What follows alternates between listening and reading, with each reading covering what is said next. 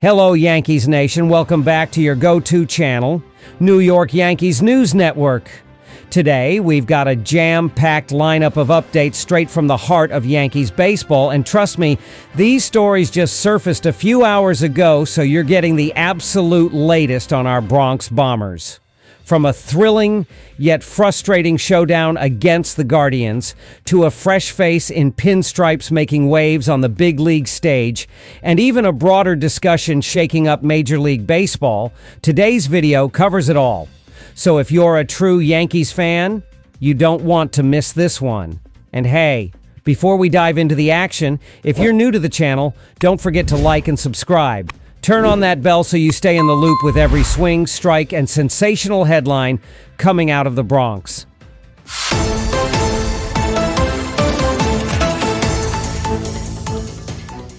Update 1.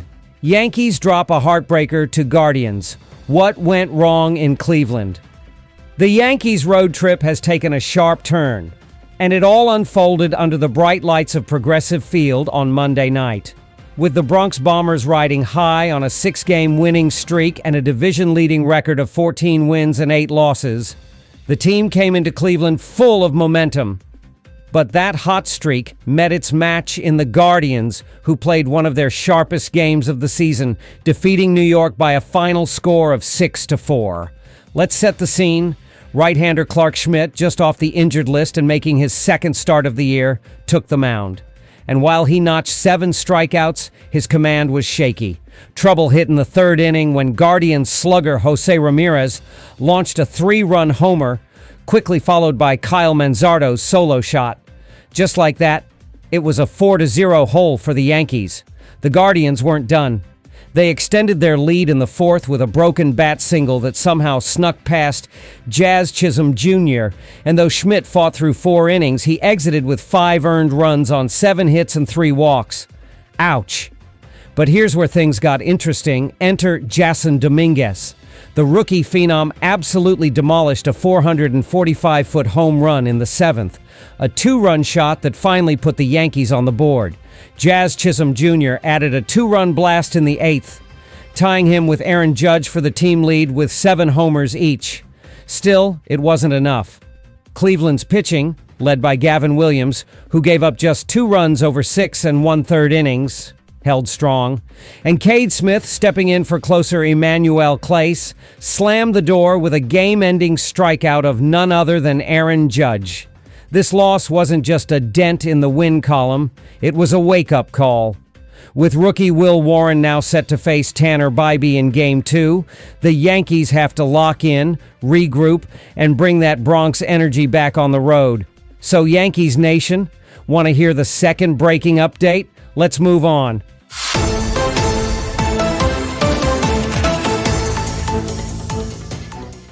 Update 2.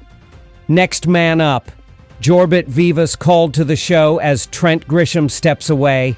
What this means for Yankees infield. As one door closes, another opens in the Bronx, and that's exactly the vibe surrounding the latest roster shakeup. In a move that reflects both the personal and professional realities of baseball, the New York Yankees announced on Monday that outfielder Trent Grisham has been placed on the paternity list, opening up a roster spot and stepping in to seize the opportunity.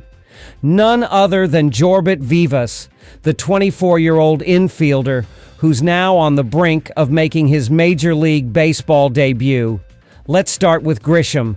The 28-year-old has quietly been putting together a strong campaign this season, starting 13 of the 20 games he's appeared in. He's slashing a sharp .320 average with 6 home runs and 13 runs batted in. Pretty impressive for a guy who had to find his rhythm behind a stacked Yankees outfield rotation featuring Aaron Judge, Cody Bellinger, and Jasson Dominguez. But with the birth of a new family member on the horizon, Grisham understandably takes a short break, typically lasting between 1 and 3 games under league rules. Now let's talk Vivas. This is a name that's been bubbling under the surface for some time now. A versatile infielder who spent 7 seasons grinding through the minor league systems of both the Los Angeles Dodgers and New York Yankees. In Triple-A Scranton Wilkes Barre this year, Vivas has been electric. Through 20 games, he's hitting an eye-popping .343 with a .432 on-base percentage and a .493 slugging percentage, along with 2 home runs and 14 runs batted in. And get this, Vivas isn't just a bat. He's a speedster and a defensive asset, capable of playing second base, third base, shortstop, and even some left field. He's also swiped 4 bases already this season, adding to the 46 he stole over the last 2 years. In a Yankees lineup currently battling injuries, with DJ LeMahieu and Oswald Peraza both unavailable, Vivas's arrival couldn't be better timed.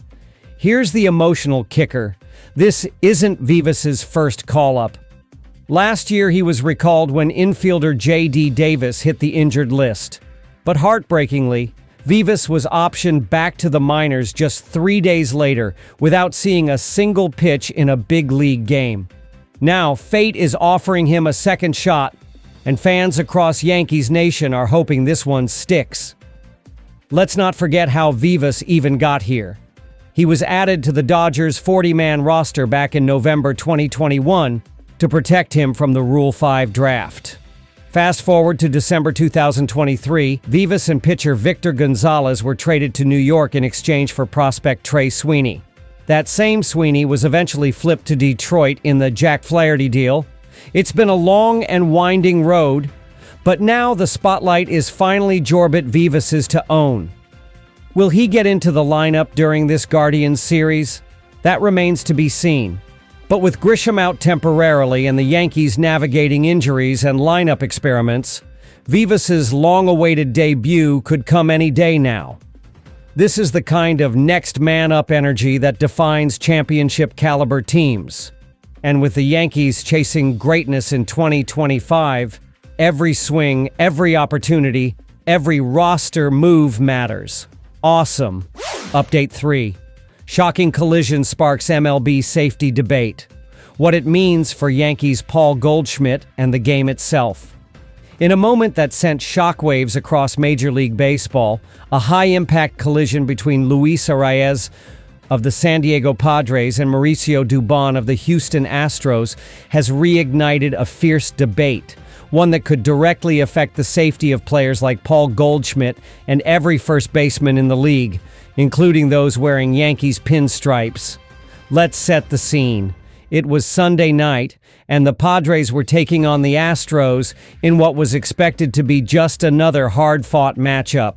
Instead, fans witnessed a terrifying moment in the first inning as Arraez charged toward first base. In an attempt to beat out the play, he collided violently with Dubon, their paths crossing in a split-second misalignment. Arraez's head slammed into Dubon's shoulder and he collapsed immediately. Play was stopped for 11 minutes as medical personnel rushed to the field. Arraez, the Padres' designated hitter and 2-time batting champion, was placed on a stretcher and transported to Houston Methodist Hospital. The Padres quickly confirmed that Arraez was stable, conscious, and able to move his extremities. A huge relief to everyone watching. Hours later, he posted an update on Instagram reassuring fans, "There is nothing to worry about. I'm doing well now. I plan to rejoin the team Monday." But while Arraez is thankfully on the mend, this incident has brought a serious concern back into the spotlight. Are Major League Baseball's first base conditions safe enough? This isn't a one-off. Just one day earlier, Alan Roden and Rowdy Tellez collided during the Blue Jays versus Mariners game. That's 2 dangerous collisions in 2 days. And both involve the first base area, where split-second decisions and awkward footwork can lead to disaster. Which brings us back to the Yankees. Paul Goldschmidt, a veteran and future Hall of Famer who now holds down first base in the Bronx, is no stranger to the hazards of the bag. The collision risk is real, and the conversation around introducing a safety base, much like what is used in college softball or youth leagues, is gaining serious traction. Imagine a larger dual-colored bag, one portion for the fielder, the other for the runner. It's a simple change, but one that could dramatically reduce injuries, especially when players are sprinting down the line with laser focus. With stars like Arraez narrowly avoiding catastrophe, fans and analysts alike are calling on the MLB to act before the next play becomes another stretcher moment. As for Yankees fans, this is personal. We've seen Goldschmidt make Gold Glove level plays at first, but we also know it only takes one awkward step or stray throw to turn a game-changing play into a game-ending injury. With the Yankees aiming for a deep postseason run, keeping veterans like Goldie safe is paramount. So yes, this isn't just a Padres story, it's a baseball story. And if there's any takeaway from this week's string of terrifying collisions, it's this. The MLB needs to make player safety at first base a priority for Arraez, for Goldschmidt, and for the future of the game. And that wraps it up for today, Yankees Nation. From a tough loss in Cleveland to the exciting debut of Jorbit Vivas and even a critical conversation about player safety, we've covered it all. These are the stories that shape our season, define our team, and remind us why we bleed pinstripes day in and day out. If you enjoyed this update and want to stay locked in on everything happening with our Bronx Bombers, smash that like button, subscribe, and hit the bell icon so you never miss a moment from the New York Yankees News Network. Drop your thoughts in the comments. Should MLB implement safety bags? Will Vivas make his mark? And how do we bounce back in Game 2 against the Guardians? Until next time, stay strong, stay loyal, and as always, let's go Yankees.